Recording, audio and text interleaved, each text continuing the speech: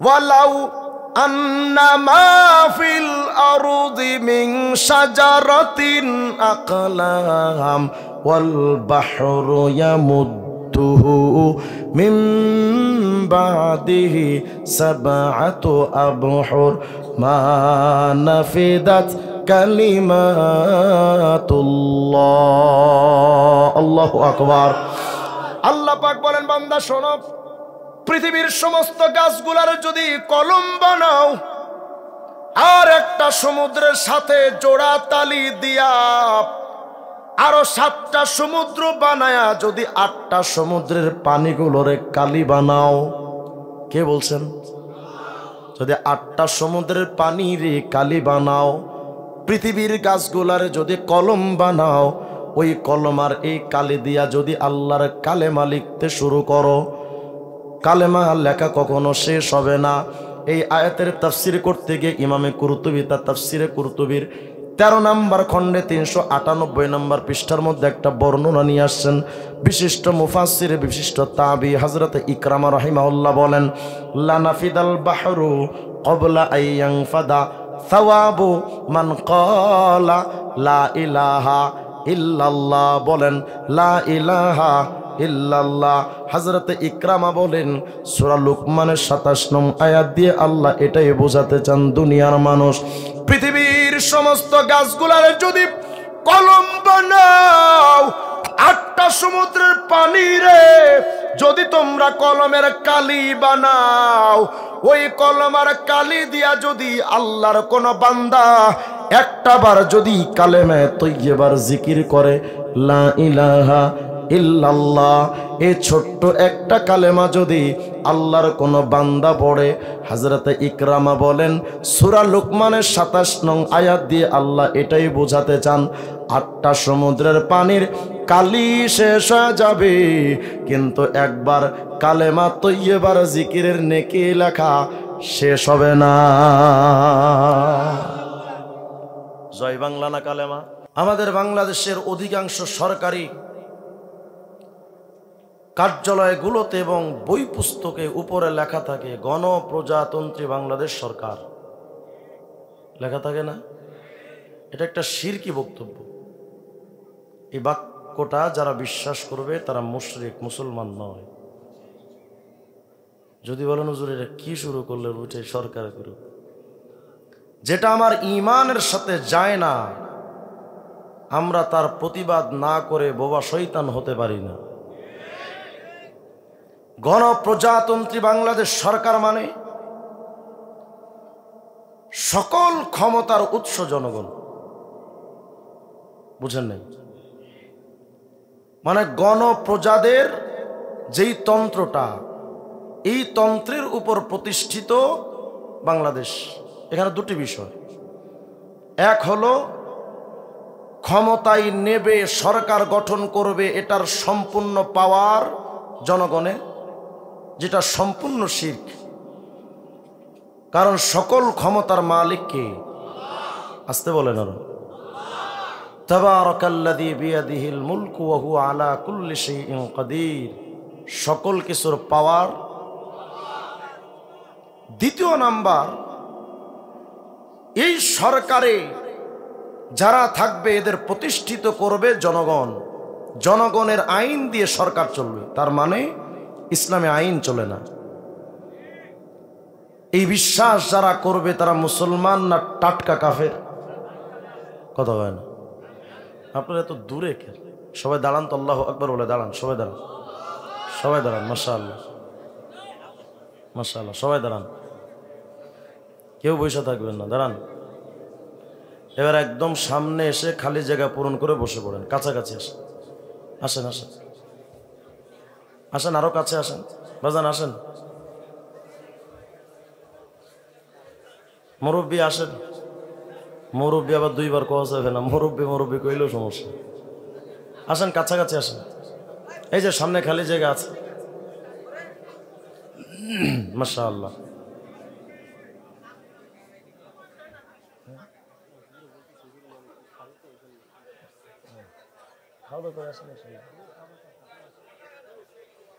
মাশাআল্লাহ, এই যে খালি জায়গা আছে, মুরব্বী সামনে আসেন,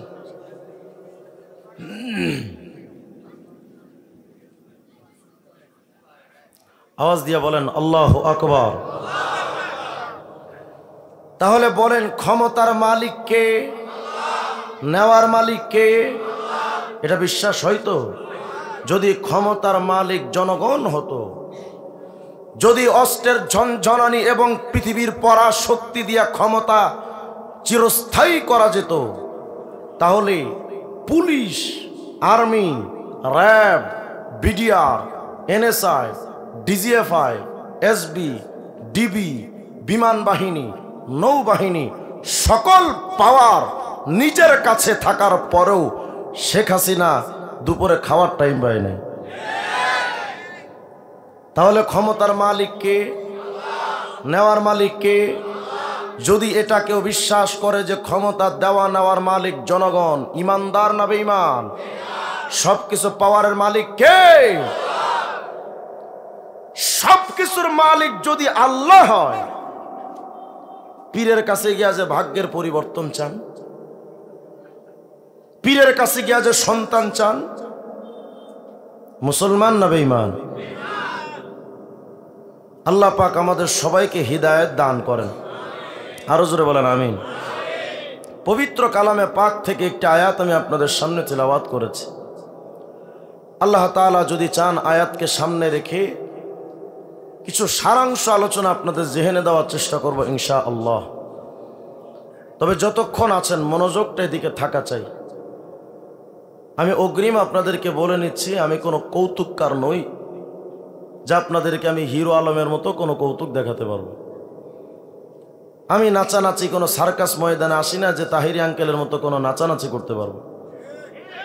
অতএব ওগুলো আমার দ্বারা হবে না।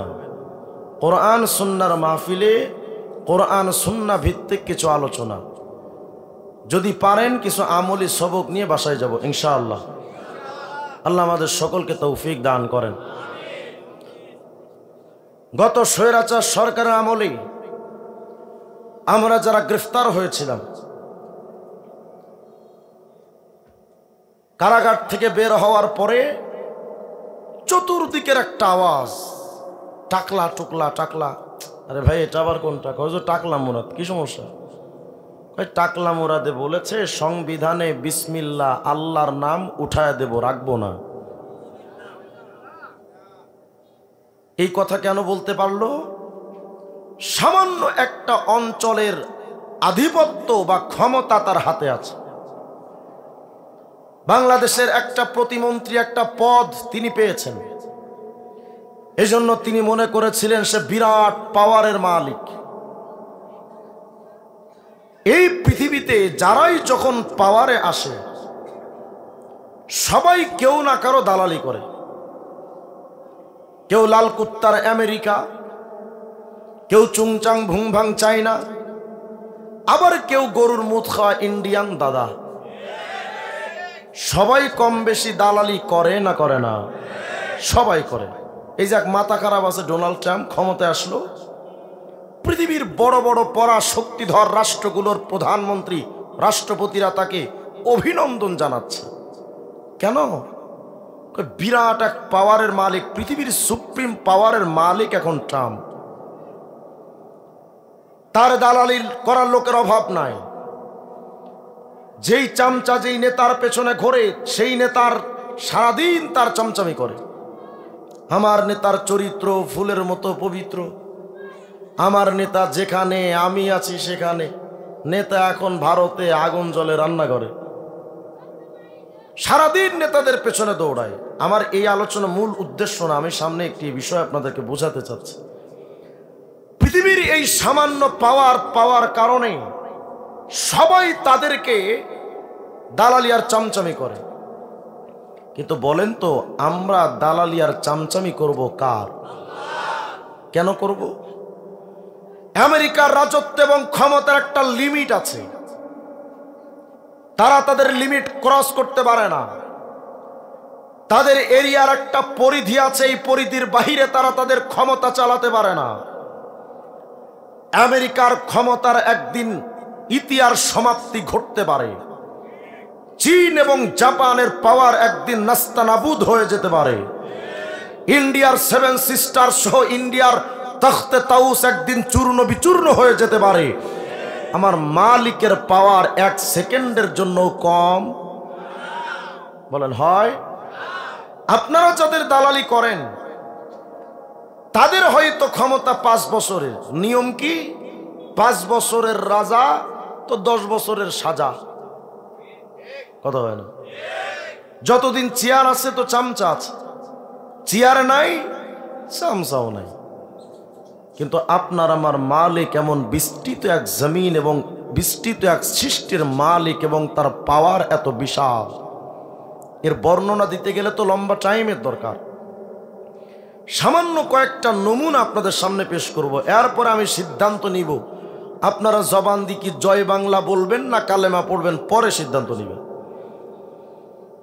দেখেন তো আল্লাহ পাকের সৃষ্টির বিশালতা কেমন। যদি কোরআন হাদিসের কথা বলে অনেকে তো বিশ্বাস করবেন না। এই জামানাটা বিজ্ঞানের জামানা, সায়েন্সের জামানা। চলেন না সায়েন্টিস্টদের কাছে জিজ্ঞেস করি আসমান কোথায়, আসমান কত বড়। বিজ্ঞানীরা বলবে দেখো বাঙালি, আসমান যে কই আজও পর্যন্ত আমরা খুঁজে পাই নাই। আসমান যে কত বড় আজও পর্যন্ত আমরা তথ্য দিতে পারবো না। কি পারবা? কই জমিন আর নবমণ্ডলের ভেতরে মোটামুটি কিছু তথ্য দিতে পারি। কি তথ্য বলো? এই যে বাংলাদেশে আমরা বসবাস করি, মাত্র 56,000 বর্গ মাইলের বাংলাদেশ। কত বিরাট বাংলাদেশ! টেকনাফ টু তেতুলিয়া এক বিস্তৃত জমিন। 56,000 বর্গ মাইলের বিশাল বাংলাদেশ পৃথিবীর মানচিত্রের সামনে যদি পেশ করেন খুঁজেই পাবেন না, এতটা ছোট। কথা কয় না? মানচিত্রের মধ্যে বাংলাদেশ খুঁজে পেতে গেলে চশমা 4 বার পাল্টানো দরকার, এতটা ছোট। অথচ বাংলাদেশ এত বিরাট।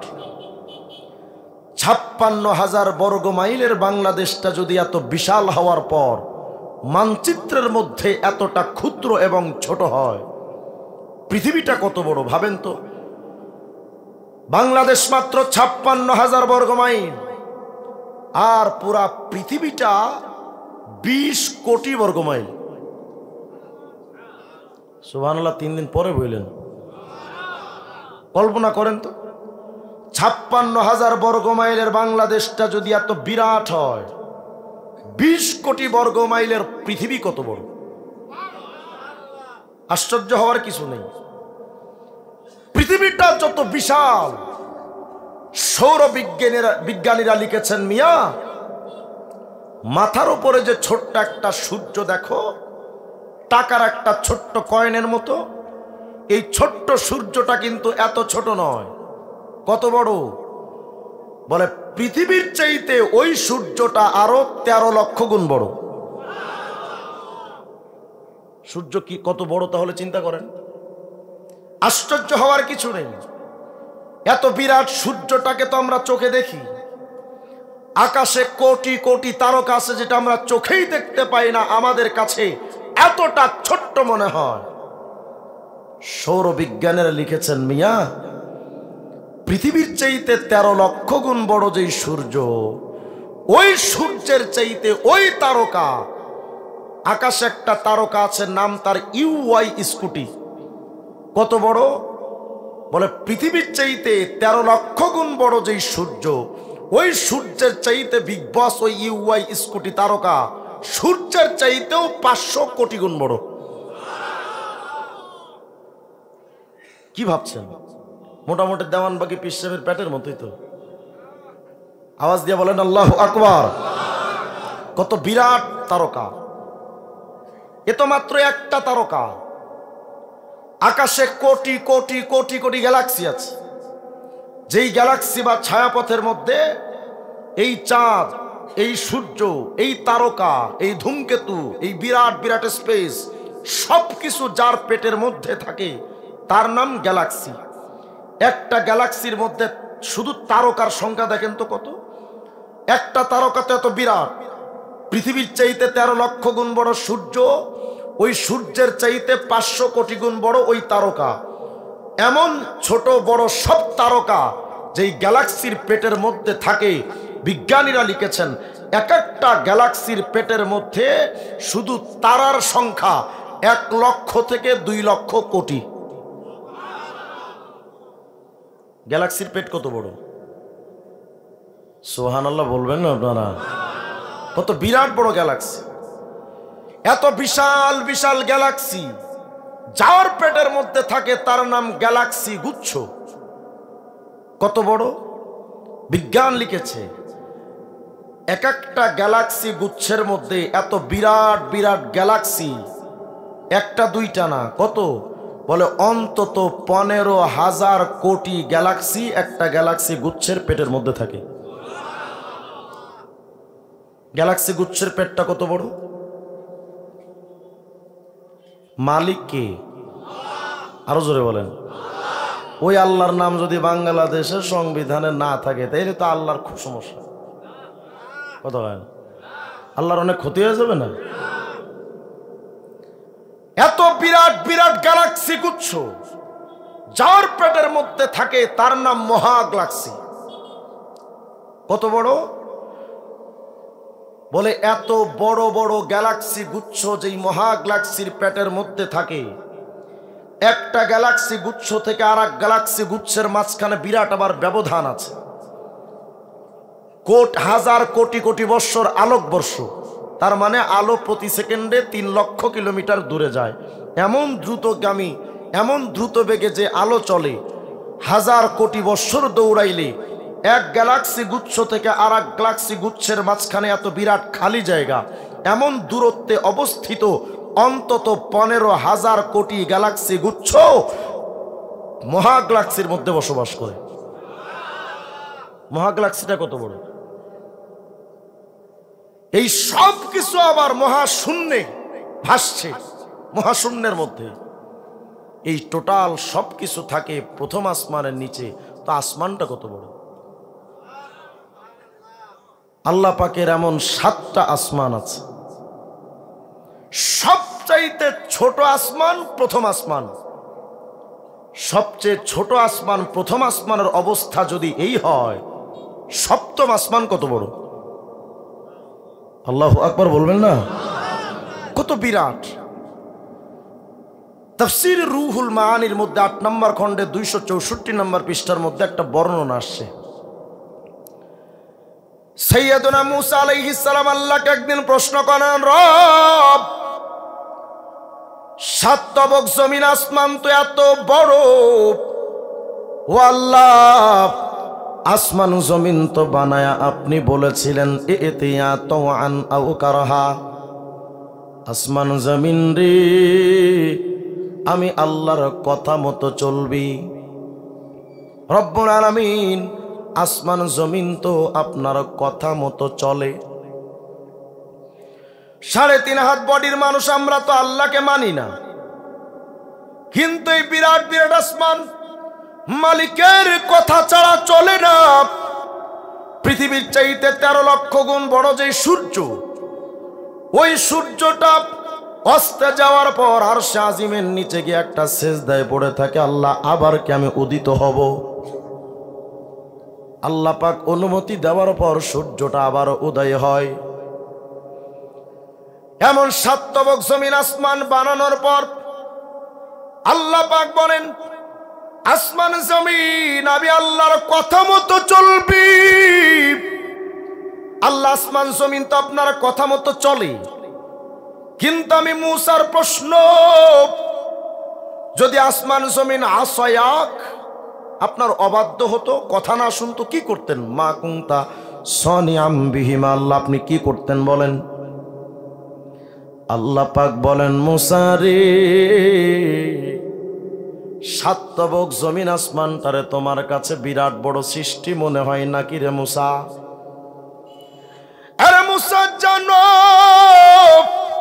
7 তবক জমিন আসমান যত বড়, আমি আল্লাহ অনেক সৃষ্টি বানিয়েছি যেটা আরো বড়। আসতে বলেন সুবহানাল্লাহ।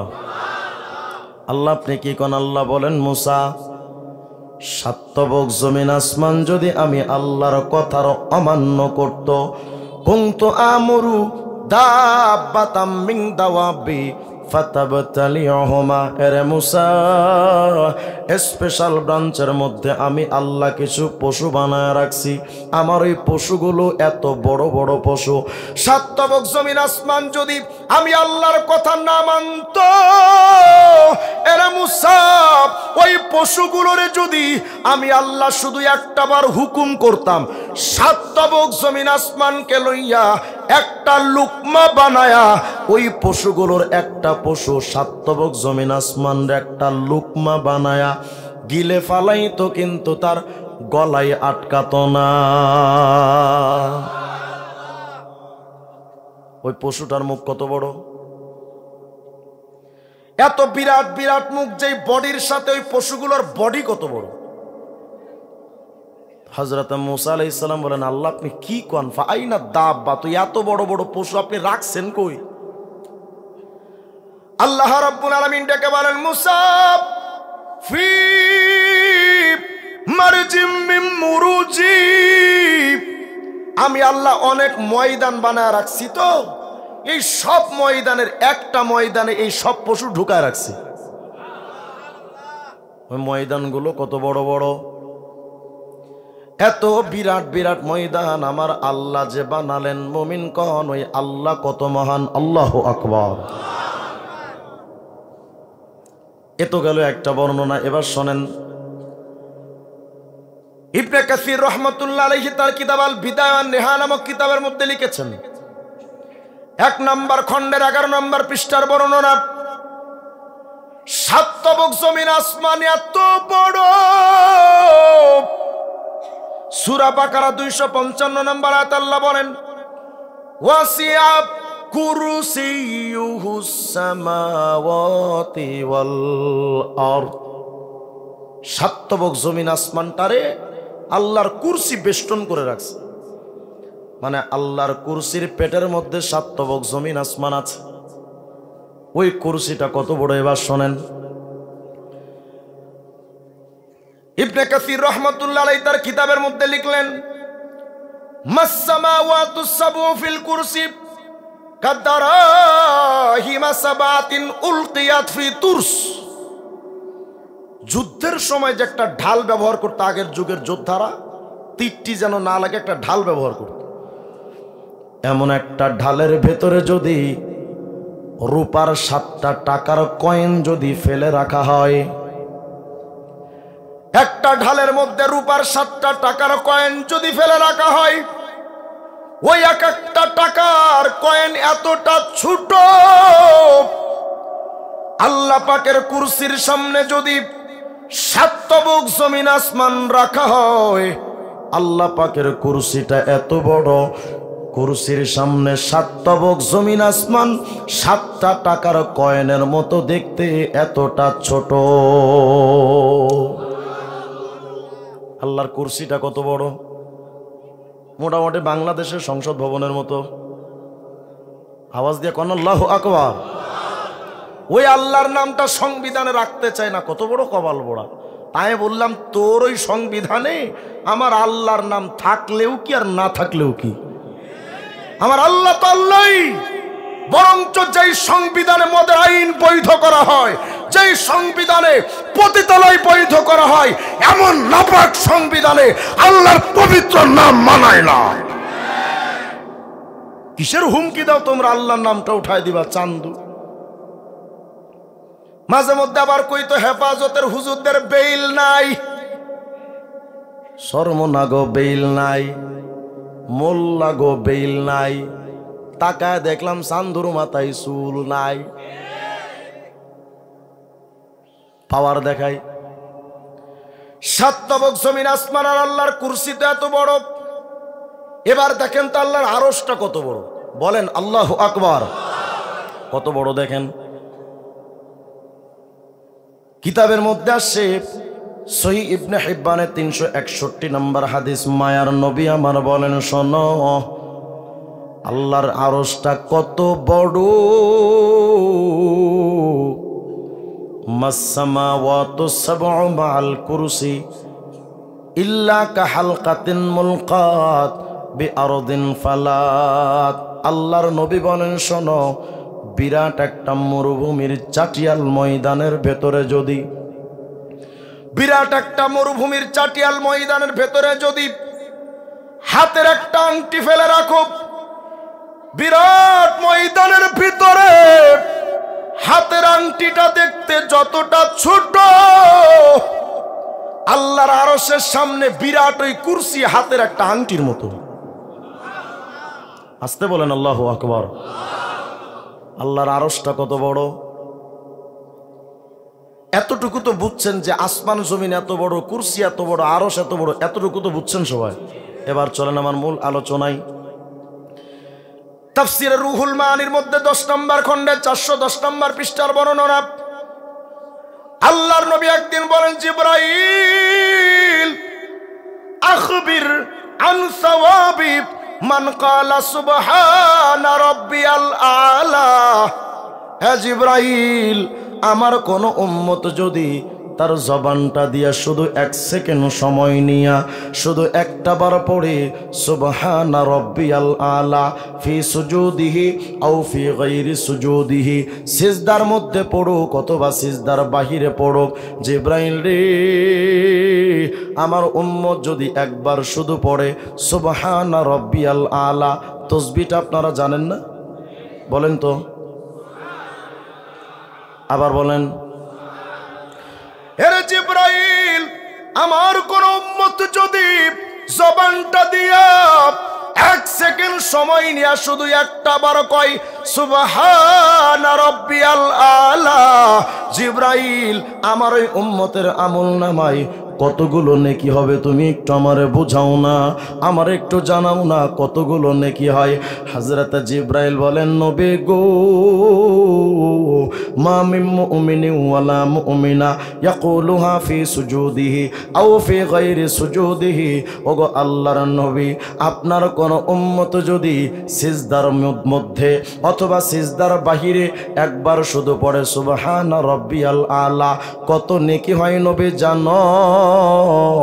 ইল্লা কানাত লাহু ফি মিজানিহি আথকালু মিনাল আরশ ওয়াল কুরসি ওয়া জিবালিদ দুনিয়া। ওগো আল্লাহর নবী পয়গম্বর, পৃথিবীর সকল পাহাড়গুলো একত্রিত করার পর এই পাহাড়গুলো যদি মিজানের একটা পাল্লাই রাখা হয়, ও নবী, শুধু পৃথিবীর পাহাড় নয়, 7 তবক জমিন আসমান যেই কুরসির সামনে রাখা হলে, কুরসির সামনে 7 তবক জমিন আসমান 7টা টাকার কয়েনের মতো মনে হয়। এমন বিরাট কুরসিটা ধইরা যদি মিজানের পাল্লাই রাখা হয়, শুধু তাই নয়, এত বড় কুরসি যেই আরশের সামনে টাকার ছোট্ট হাতের আঙ্গুলের এক আংটির মতো, এত বিরাট আরশ আজিম ধরে যদি মিজানের একটা পাল্লাই রাখা হয়, নবী গো, কতগুলো নেকি হয় জানেন? এই আরশ, এই কুরসি, এই পৃথিবীর পাহাড় নিয়া মিজানের পাল্লা দাঁড়িয়ে যাবে, আর জবান দিয়ে একবার সুবহানা রাব্বিয়াল আলা এটা বলার পর যেই নেকিটা হয়, এই নেকি যদি মিজানের আরেকটা পাল্লাই রাখা হয়, নবী গো, আরশ কুরসি পৃথিবীর পাহাড় লইয়া মিজানের পাল্লাটা উপরে উঠে যাবে। একবার সুবহানা রাব্বিয়াল আলা পড়ার নেকির পাল্লাটা ভারী। বলেন না সুবহানা রাব্বিয়াল আলা, আবার বলেন, আবার বলেন। বলেন তো লস না লাভ? তাহলে জবান দিয়া কি জয় বাংলা না সুবহানা রাব্বিয়াল আলা? নারায়ণগঞ্জের এমপি আইভি কয়, মরার সময় যেন আমার জবানে জয় বাংলার স্লোগান হয়। আমরা বলেছি আমিন। নাউযু বিল্লাহি মিন যালিক। বলেন না নাউযু বিল্লাহি মিন যালিক। জবান দিয়াকে জয় বাংলা না কালেমা? তুমি তোমার জয় বাংলা যদি সারা জিন্দেগি পড়তে থাকো, 1-4 পয়সার দাম নয়। মালিকের নামে একবার পড়বেন সুবহানা রাব্বিয়াল আলা, কত বিরাট নেকি। এত নেকি দিয়ে আল্লাহ শেষ করবেন না, আরো আছে। সুবহানাল্লাহ বলেন না। এবার দেখেন, যেই নেতাদের খুশি করার জন্য সারাদিন পড়লেন জয় বাংলা, কই যায়? বিরক্ত হচ্ছেন নাকি আপনারা? যদি আপনাদের কাছে ভালো না লাগে আমি যাই ভাই, আমার এত ঠেকা পড়ে নাই তো। যে উঠে দিও একজন, এত তাড়াতাড়ি মুতে ধরে।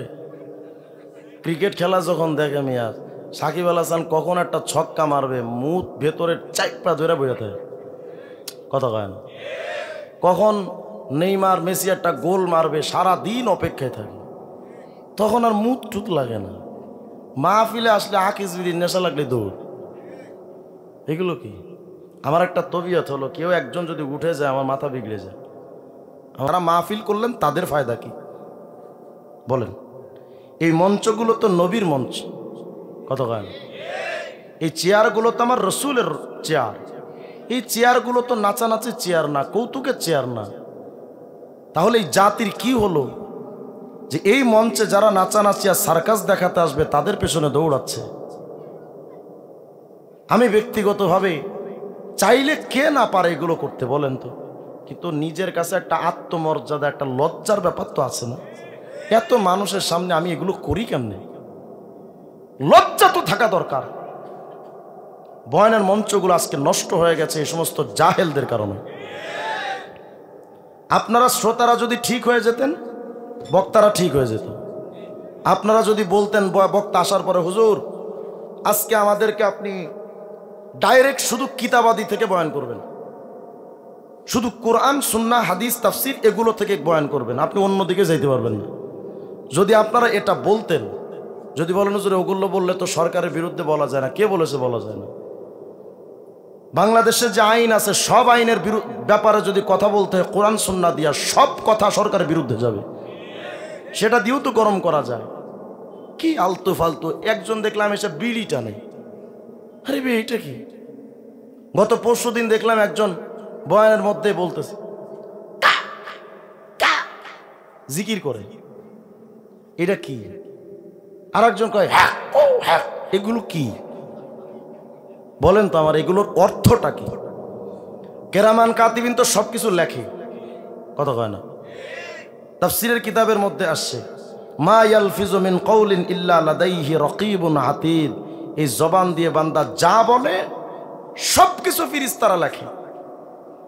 এমনকি এই আয়াতের তাফসীরের মধ্যে আসছে বান্দা যখন বলে আকালতু যাহাবতু জালাসতু কাআতু রাআইতু, আমি দেখেছি, আমি শুয়েছি, আমি খেয়েছি, এই সব কথাও ফেরেশতারা লেখে।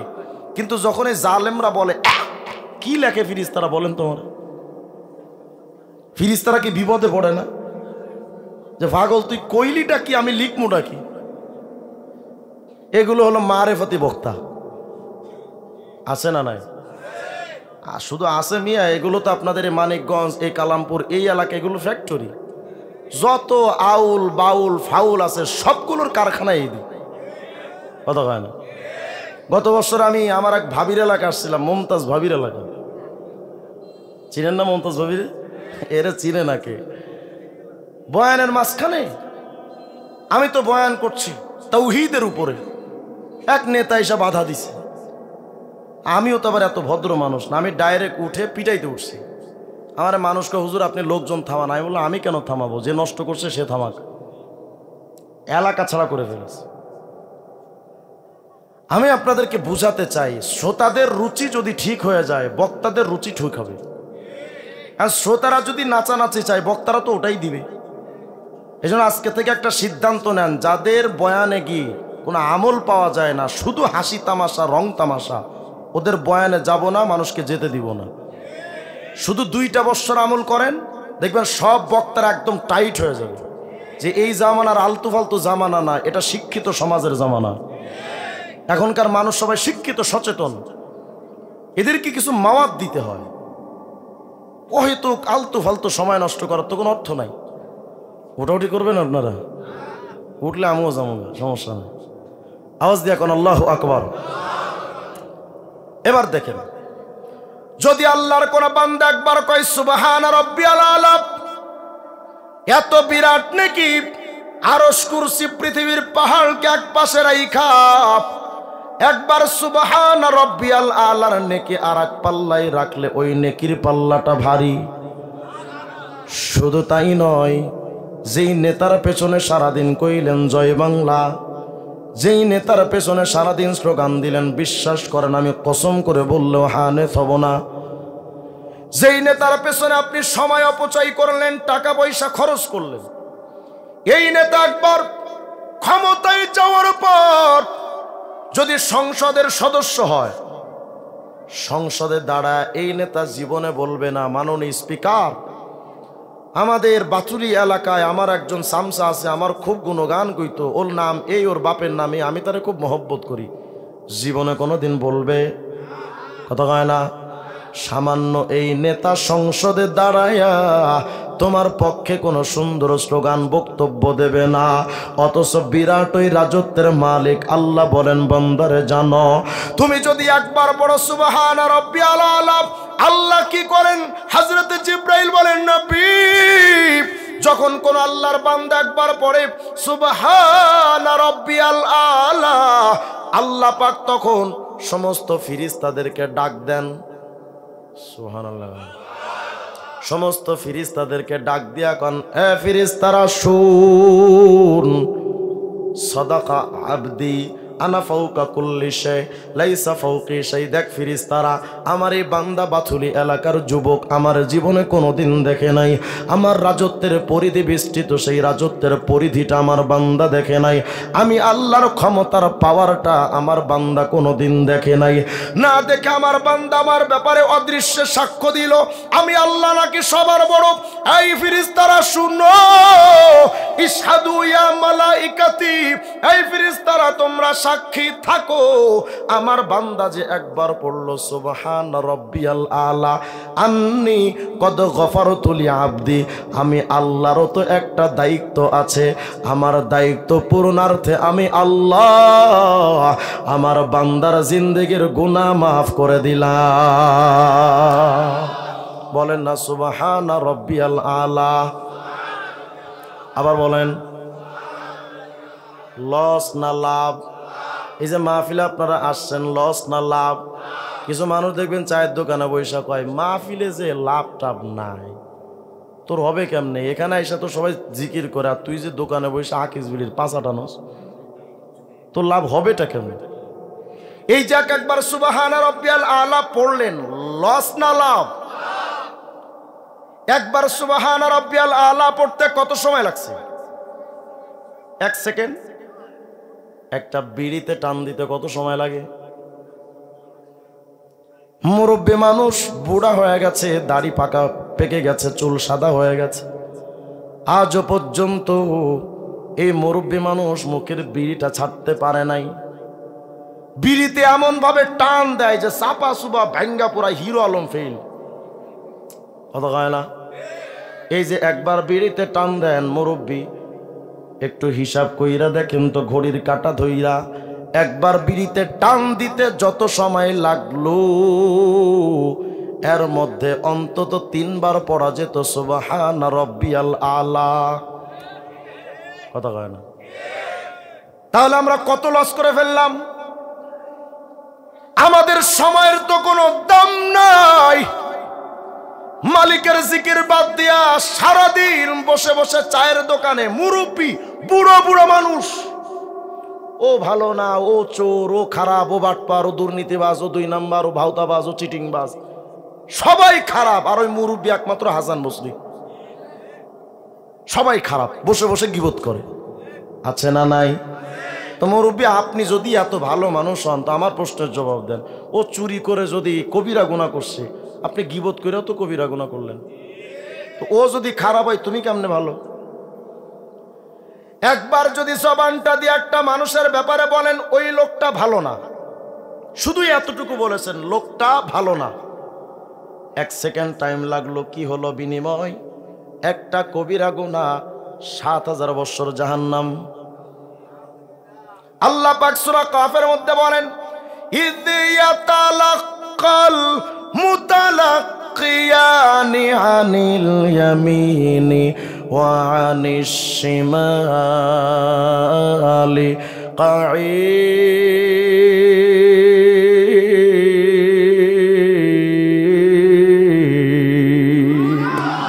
আল্লাহ বলেন, বান্দা তুমি যখন যেখানেই থাকো, তোমার ডানেও ফেরেশতা, বামেও ফিরিস্তা আছে, ওই ফিরিস্তা তোমার থেকে কোনোদিন আলাদা হয় না।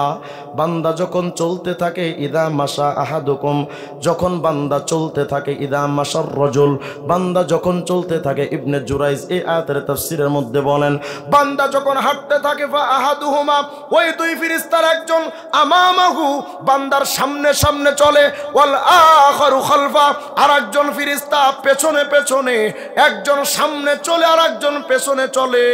ওয়া ইদা কাদা, বান্দা যখন কোথাও বসে যায়, ফা আহাদুহুমা আন ইয়ামিনিহি, একজন ফিরিস্তা ডানে থাকে, ওয়াল আখারু আন শিমালিহি, আর একজন ফিরিস্তা বাম পাশে থাকে। ওয়া ইদা রাকাদা, বান্দা যখন ঘুমায়া যায়, ফা আহাদুহুমা ইনদা রাসিহি, একজন ফিরিস্তা তার মাথার কাছে বসে থাকে, ওয়াল আখারু ইনদা রিজলাইহি, আর একজন ফিরিস্তা পায়ের কাছে বসে যায়। কি কাজ ওই ফিরিস্তাদের জানেন? আল্লাহ পাক সূরা কাফের মধ্যে বলেন মা ইয়ালফিজু মিন কাউলিন ইল্লা লাদাইহি রাকীবুন আতীদ।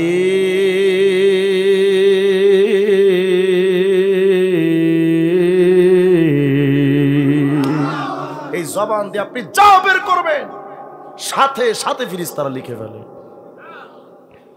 জবান দিয়া শুধু 1 সেকেন্ড সময় না বললেন লোকটা ভালো না, বিনিময় ফিরিস্তারা লিখেছে একটা গীবত করেছো, 1 সেকেন্ড সময় লাগলো, বিনিময় একটা কবিরা গুনাহ 7000 বছর জাহান্নাম। 1 সেকেন্ডে কামাই করলেন। সহিহ মুসলিমের মধ্যে আসছে নবী আমার বলেন জানো, যেই রাত্রে আমি মেরাজে যাচ্ছিলাম, মারারতু বিকওমিন লাহুম আযফারুম মিন নুহাস, আমি যেই দিন মেরাজে যাচ্ছিলাম তাকা দেখি আমি একটা সম্প্রদায়, একটা গোষ্ঠীর পাশ দিয়ে যাচ্ছিলাম, এরকম একটা মজমা। তারা কি করতেছিল জানো? নবী বলেন লাহুম আযফারুম মিন নুহাস, জাহান্নামের আগুনের লোহার হিংস্র পশুর মতো নখ, ওই নখগুলো দিয়ে ইয়াখমিশুনা উজুহাহুম ওয়া সুদুরহুম, ওই নখগুলো দিয়ে তারা মুখের মাংসগুলো এভাবে ছিটতেছিল, বুকের মধ্যে থাবড়া, বুকের গোশতগুলো মাংস ছিটতেছে। ওয়াফি রাওয়ায়াতিন ইয়াকুলুনাল জিফ, আর এক বর্ণনায় আসছে তারা মরা পশুর গোশত ছিঁড়ে ছিঁড়ে খাচ্ছে। আমি জিজ্ঞেস করলাম মান হাউলা ইয়া জিবরাইল, এরা জিবরাইল বলো এই লোকগুলো কারা, যাদেরকে এত কঠিন থেকে কঠিন শাস্তি দেওয়া হচ্ছে, এই লোকগুলো কারা জিবরাইল একটু বলো না। জিবরাইল বলেন নবী হাউলাই আল্লাযীনা ইয়াকুলুনা লুহুমান নাস ওয়া ইয়াকাউনা ফি আরাদিহিম, নবী এই লোকগুলো হলো তারা দুনিয়াতে যারা মানুষের নিয়ে গীবত শিকায়ত করত, এই লোকগুলো হলো তারা। আমাদের কাছে তো এখন গীবতটারে গীবত মনে হয় না, কত হয় না।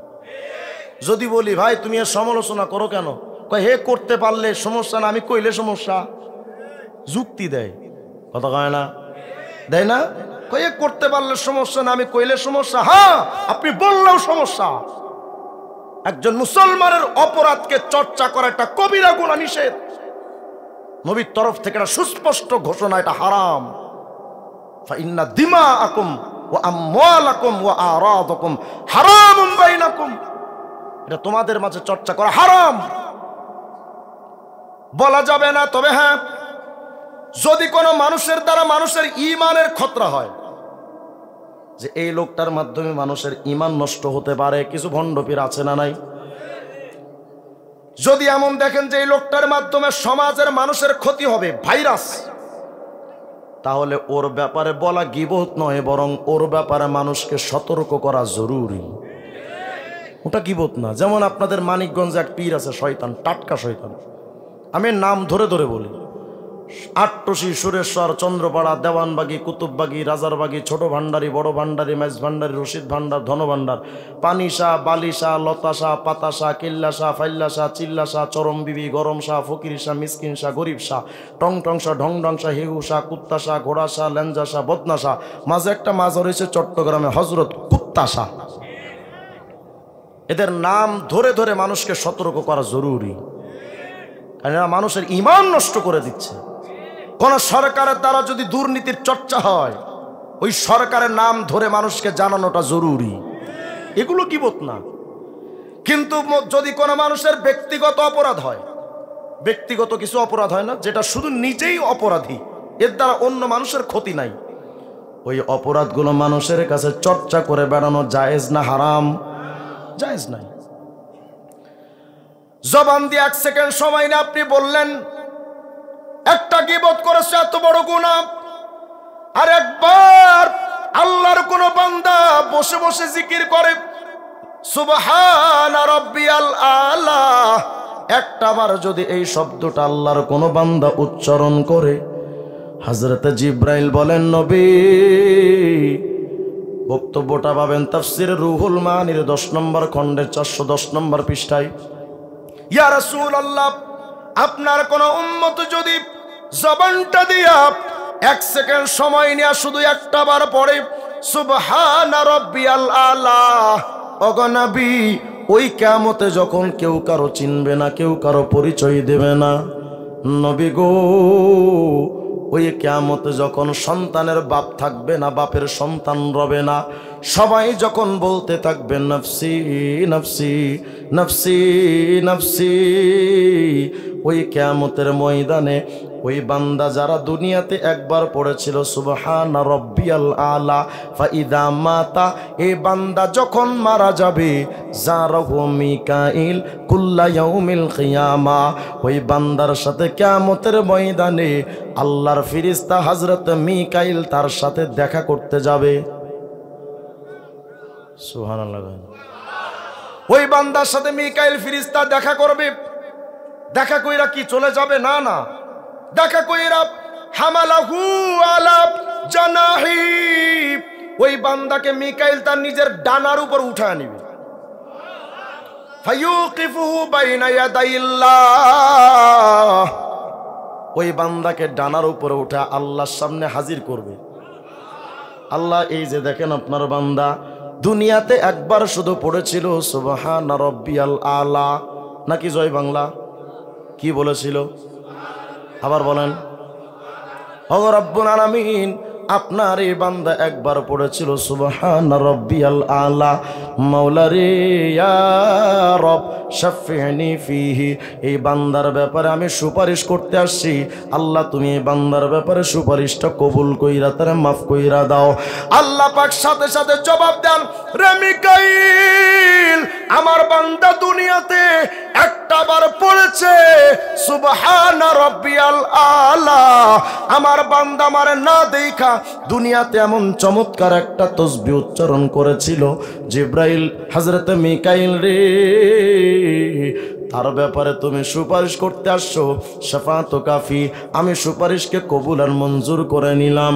এখন তোমার সামনে একটা মাত্র কাজ, ইযহাব বিহি ইলাল জান্নাহ, আমার এই বান্দাটারে ধইরা আমার জান্নাতে ঢুকায়া দাও। কয়বার বলেন না সুবহানা রাব্বিয়াল আলা? এই তাসবিহটা আমরা পড়ি কোন সময়? সালাম ফিরানোর পর। কখন? নামাজে। কোন সময়? সিজদায়। অন্তত কয়বার আমরা পড়ি? কয়বার? একবার। আমরা কিভাবে পড়ি? রুকু সিজদায় যাওয়ার সময় আল্লাহু আকবার বলেই সুবহানা রাব্বিয়াল আলা বলতে বলতে সিজদা। আরে অধিকাংশ মানুষ এমনই দেয়, সিজদায় গিয়ে একবার, সিজদা থেকে উঠতে উঠতে আর একবার। কথা কয় না? এই হলো আমাদের নামাজের অবস্থা। 10 মিনিটে 10 রাকাত নামাজ 4 মিনিটে শেষ। কিভাবে ঠোকর ঠোকর এটা নামাজ।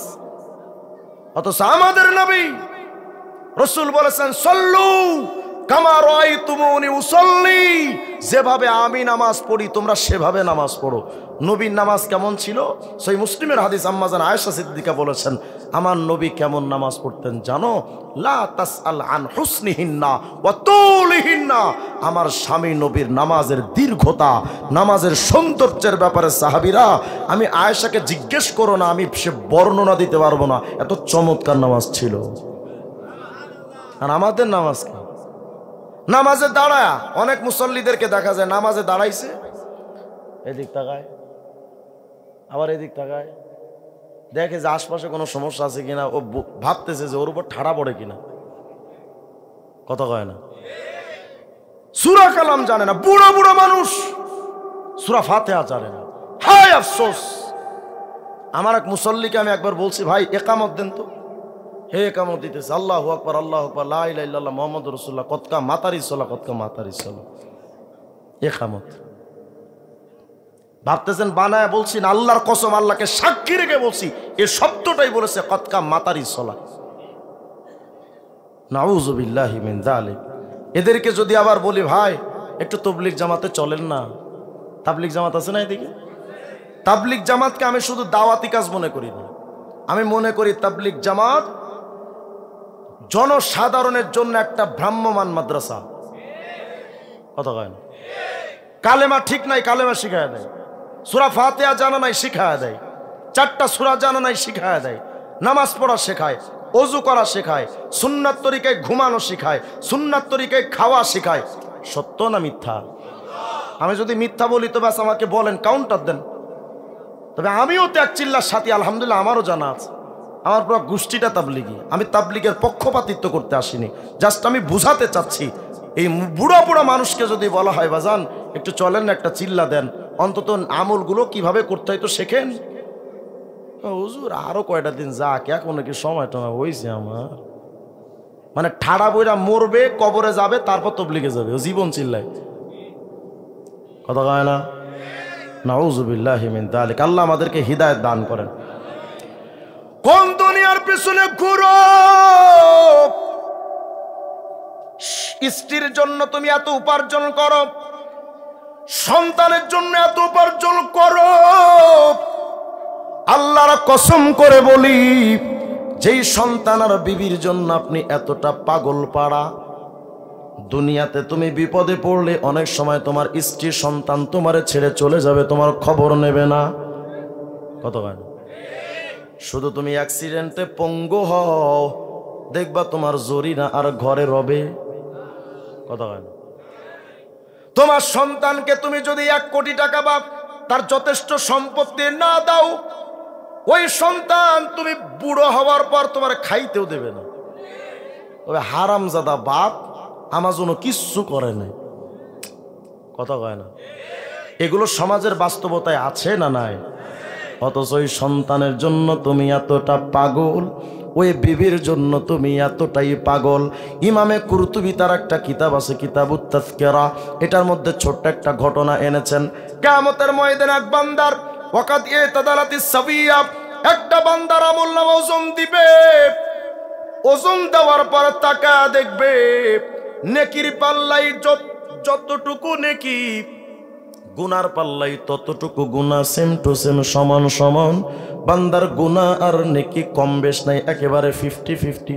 আল্লাহ তখন বলবেন, বান্দারে তোমার তো দুনিয়াতে অনেক মানুষ ছিল, একটা কাম করো না, আপনজন যারা আছে তাদের কাছ থেকে জাস্ট একটা নেকি নিয়ে আসো, আমি তোমার জান্নাতে ঢুকায় দেব। শুধুমাত্র একটা নেকি যদি হয় কনফার্ম জান্নাতি। বান্দা একটা নেকির জন্য যাবে বিবির কাছে, যা বলবে, বিবি আইয়ুবা আলিন কুনতুলাক, হে বউ শোন, দুনিয়াতে আমি তোর কেমন স্বামী ছিলাম একটু কত। বলবে নেমাল বালু কুমতালি, কত উত্তম স্বামী, কত গুড হাজবেন্ড না ছিলেন আপনি আমার। যখন যা চেয়েছিলাম তখনই তা আপনি হাজির করেছেন। আইলানা মাস্কারা লিপস্টিক মেকআপের তো অভাব ছিল না, শাড়ি গহনার তো কোনো অভাব ছিল না। যখন যা খেতে চেয়েছে আপনি এনে দিয়েছেন। স্বামী রে, আপনার সত্যি কোনো তুলনা চলে না, আপনি অতুলনীয়, অসাধারণ। এবং ওয়াতুসনি আলাইহি বিখাইরিন মাস্তাতাত, ভূয়সী প্রশংসা করতে থাকবে। স্বামী তখন ডাইকা বলবে, বিবি এত কষ্ট তোমার জন্য দুনিয়াতে করেছি রে বিবি, কখনো তোমার কাছ থেকে তো আমি কিছুই চাই নাই, কিন্তু আজকে একটা চাওয়া আছে আমার। বিবি রে, ফা ইন্নী আতলুবু ইলাইকি হাসানাতান ওয়াহিদা তাহবিনাহা, হ্যাঁ বিবি, আমাকে একটা নেকি যদি আজকে ভিক্ষা দিতা আমি জান্নাতে চলে যেতাম। একটা নেকি কি আমারে দয়া করে ভিক্ষা দেওয়া যায় রে বিবি? শুধু একটা নেকির কারণে আমি বড্ড বিপদে পড়ে গেছি। স্ত্রী তখন ডেকে কি বলবে জানেন? মা আইসারা মা তলাপ্তা, কি সহজ নেকি চায় বসছেন আইসাই, সহজ যে আপনি নেকি চাইলেন আর আপনার আমি দিয়া দিমু, এত সহজ? যান এখান থেকে, ভাগেন মিয়া।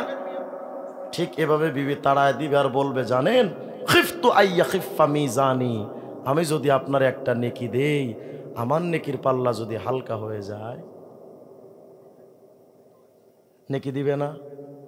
ঠিক এই শব্দ বলে কিয়ামতে তাকে তাড়ায় দিবে। এবার লোকটা বিবির কাছ থেকে ফিরে নিজের বাচ্চার সন্তানের কাছে যাবে, রে সন্তান একটা নেকি দে। সন্তান ঠিক একই জবাব দিবে, কেউ একটা নেকি দিবে না। আমি যখন কারাগারে ছিলাম, 2.5 মাস কারাগারে ছিলাম, ককটেল বিস্ফোরণ মামলা, বাইতুল মোকাররমের সামনে নাকি আমি আর মামুনুল হক সাহেব আমরা সবাই মিলে ককটেল মারছি। ভাবতে পারেন কি সন্ত্রাস বসাইছে না কেন মিয়া।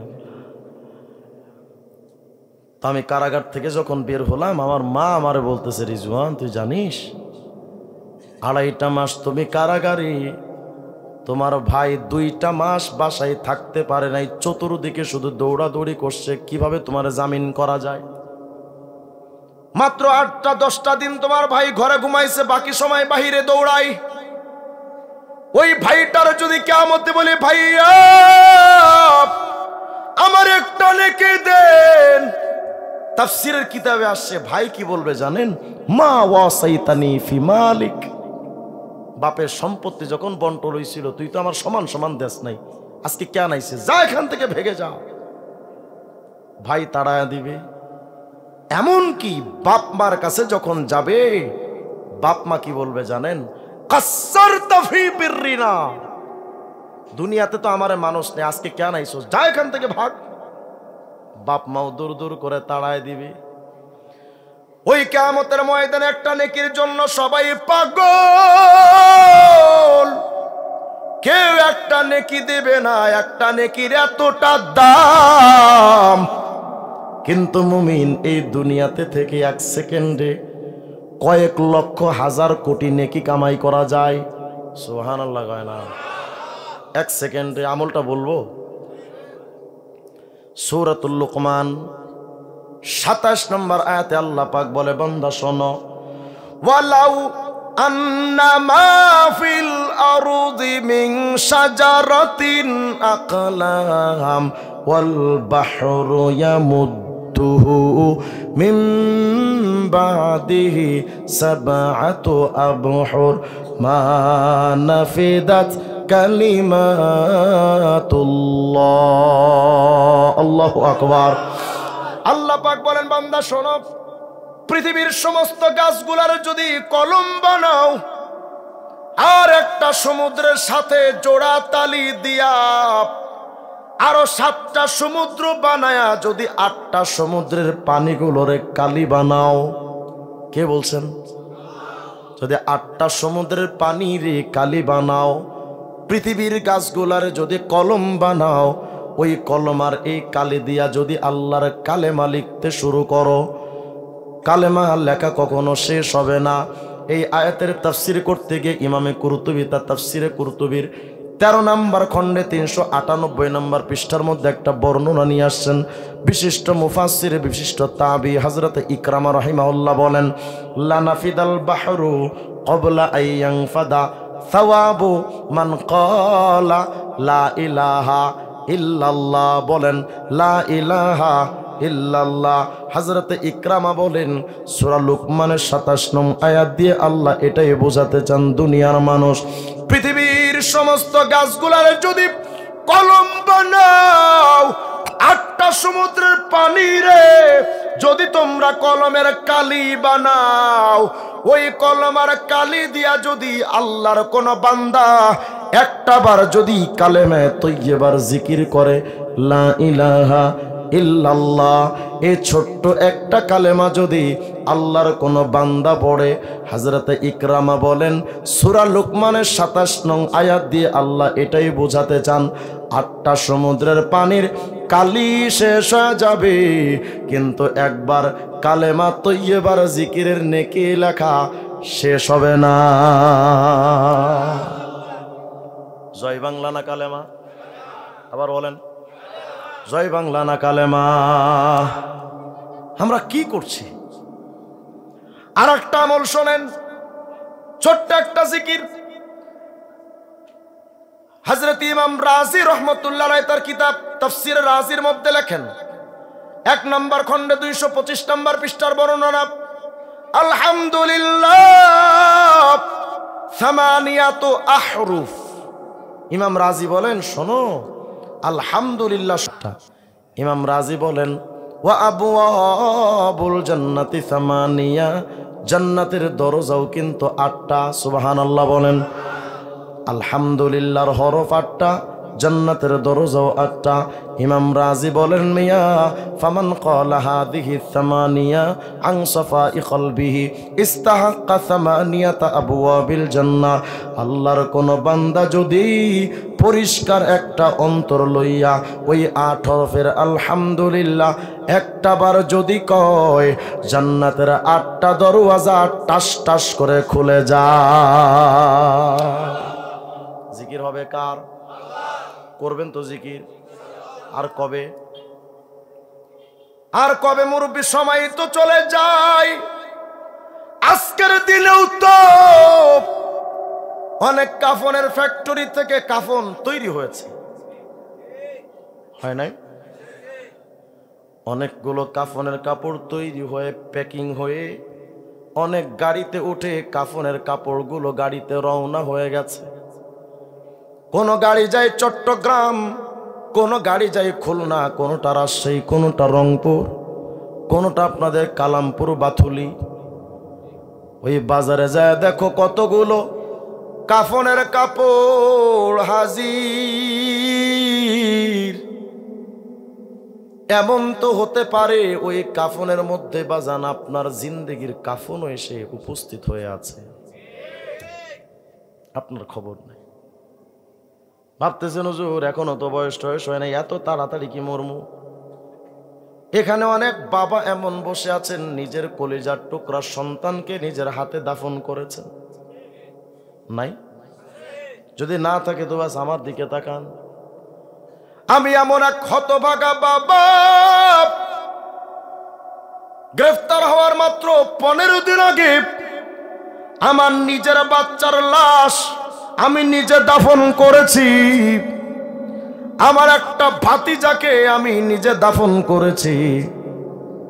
ছোট্টবেলায় যাদের সাথে খেলাধুলা করতাম তাদের অনেক আমার চোখের সামনে দুনিয়া থেকে চলে গেছে। মুরব্বী, শুধু চক্ষুটা একটু বন্ধ করে অন্ধকার ওই দৃশ্যটা একটু ভেবে দেখেন, আপনার সামনের জগৎটা কেমন। কত মাহফিলে বয়ান করে আসলাম, পরের দিন খবর শুনে মাহফিলের আয়োজক কমিটির একজন মারা গেছে। এখান থেকে কয়েক বছর আগে একবার মাহফিলে গেলাম কক্সবাজার চকরিয়া ফাঁসিয়াখালী নামক গ্রামে।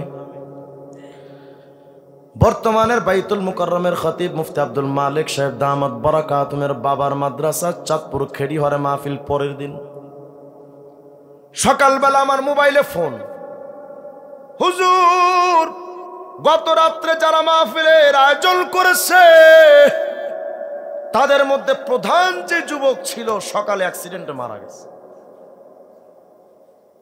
এই তো জীবন। গত 16 সালে 17 ডিসেম্বর মাহফিলে গেলাম ইন্ডিয়ার ত্রিপুরা বড় নারায়ণপুরে। সকালবেলা যখন বাংলাদেশে ঢুকবো, হঠাৎ মসজিদে এলান শোক সংবাদ, কে মারা গেছে। আমারে কয় হুজুর রাত্রবেলা আপনার সামনে বসে বয়ান শুনেছে, সকালবেলা নাই। এই তো জিন্দেগি। মনে রাখেন, মানুষের জীবনে মানুষ মানুষকে 3 বার দেখতে আসে। কয়বার?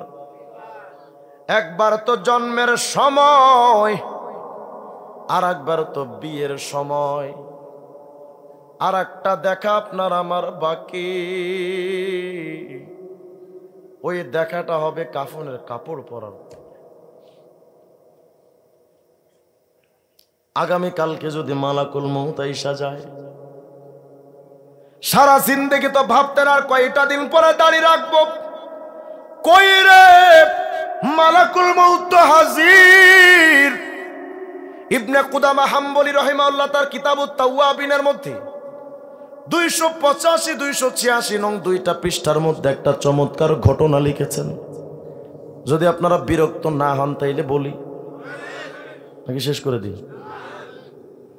একজন লোক আইসা বলে ইব্রাহিম বিন আদমকে, বলে হুজুর আমার তো মনে চায় গুনাও করি আবার জান্নাতেও যাই, গুনাও করব আবার জান্নাতেও যাব, এমন একটা আমলের কথা আমারে বলে দেন যেন গুনাহ করেও জান্নাতে যেতে পারি।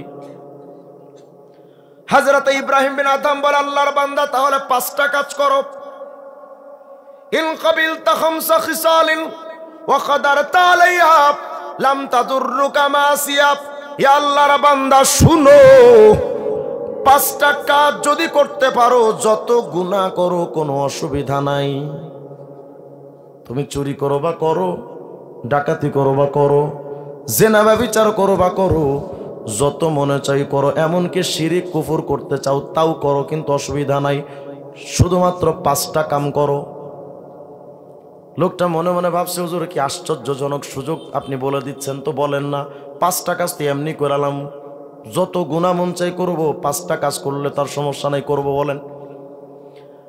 হযরত ইব্রাহিম বিন আদম বলে, আল্লাহর বান্দা যখন গুনাহ করতে চাও, ইদা আরাদতা আন তাসি আল্লাহ আযজা ওয়া জাল ফালা তাকুল রিজকা। যখন গুনাহ করতে যাইবা, মালিকের সাথে যখন নাফরমানি করতে যাইবা, তো সাবধান, আল্লাহর রিজিক খাওয়াটা বন্ধ করে দাও। আল্লাহর রিজিক তুমি খাও না। হুজুর আপনি এটা কি করেন?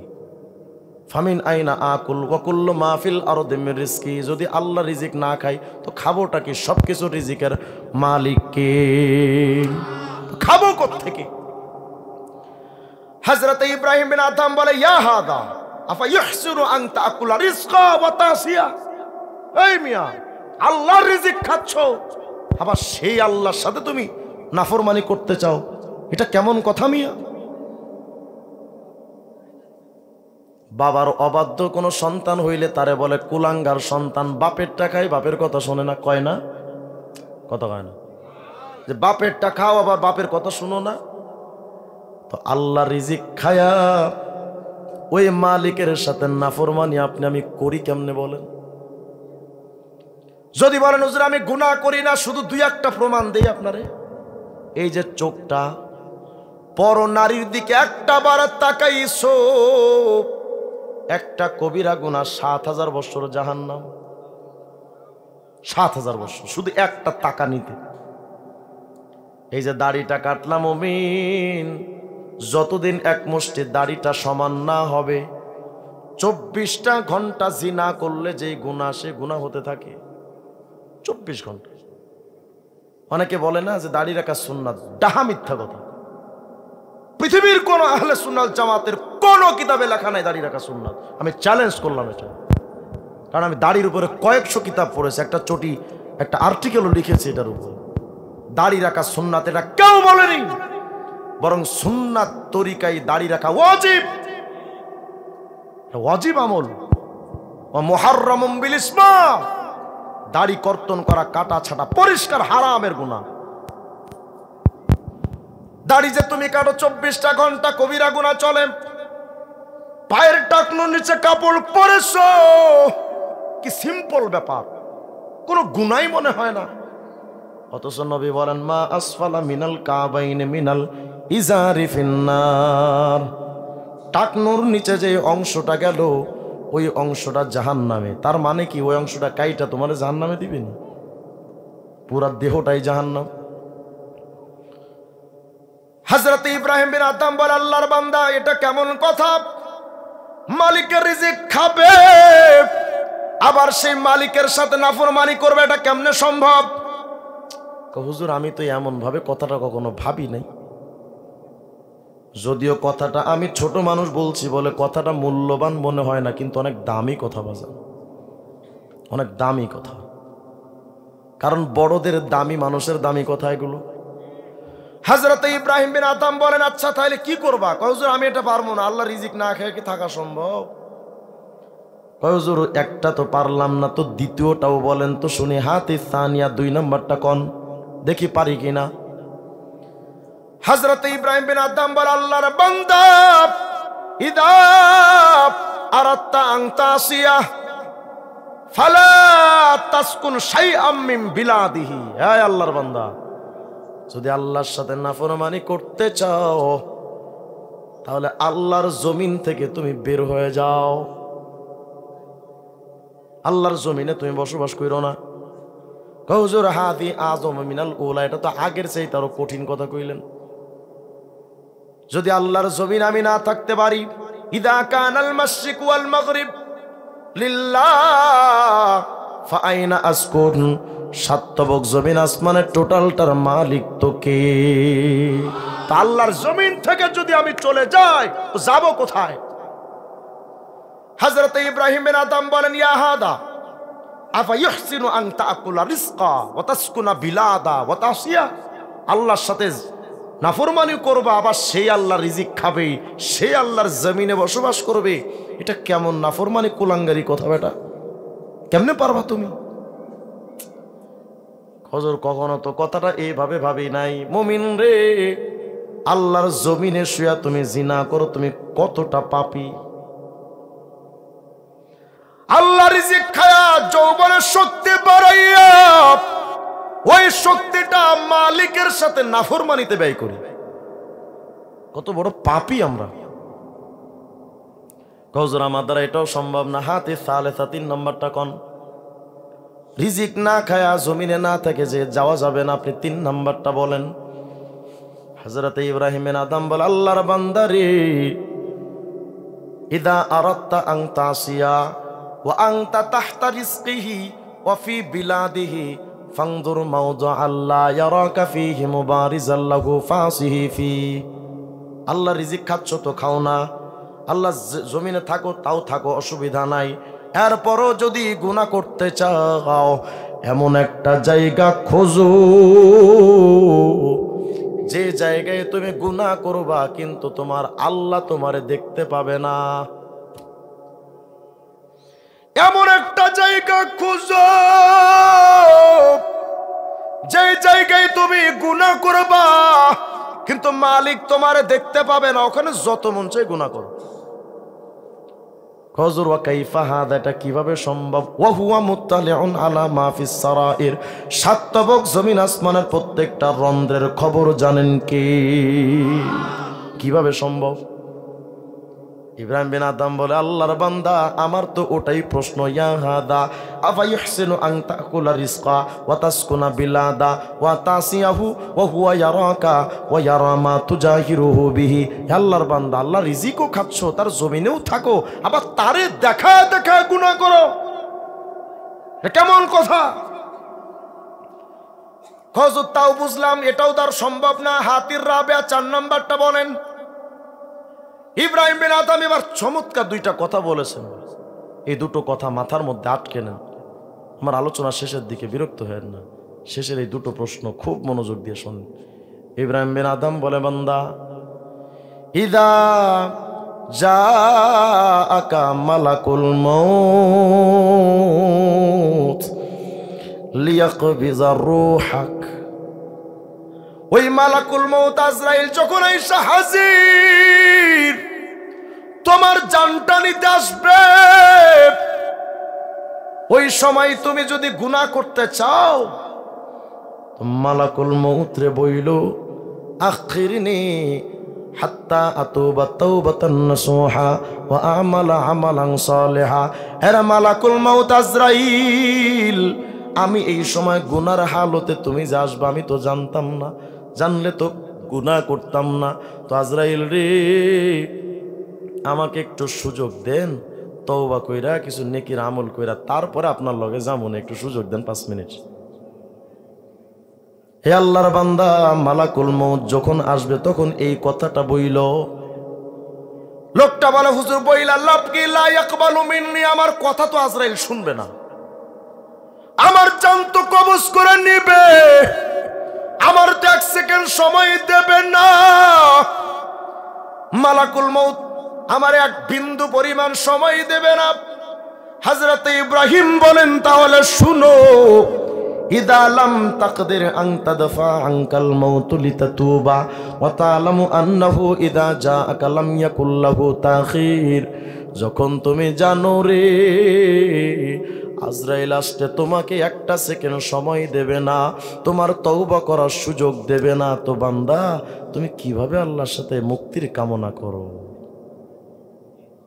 কিভাবে নাজাতের আশা করো?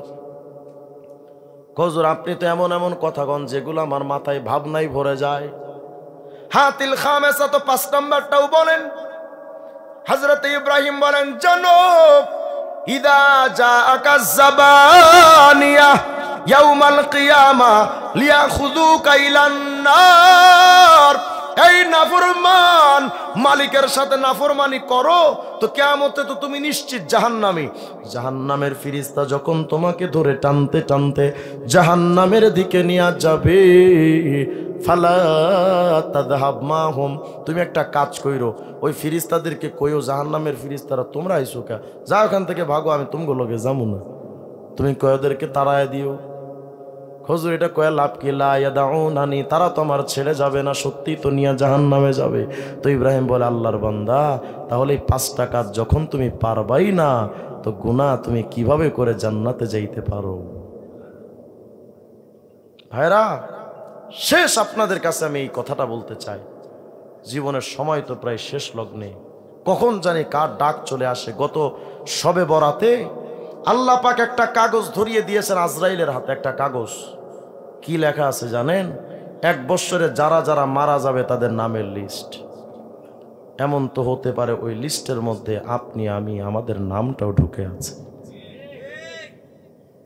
যেন আজকে থেকে একটু প্রস্তুতি নেব তো ইনশাআল্লাহ, কবরের প্রস্তুতি।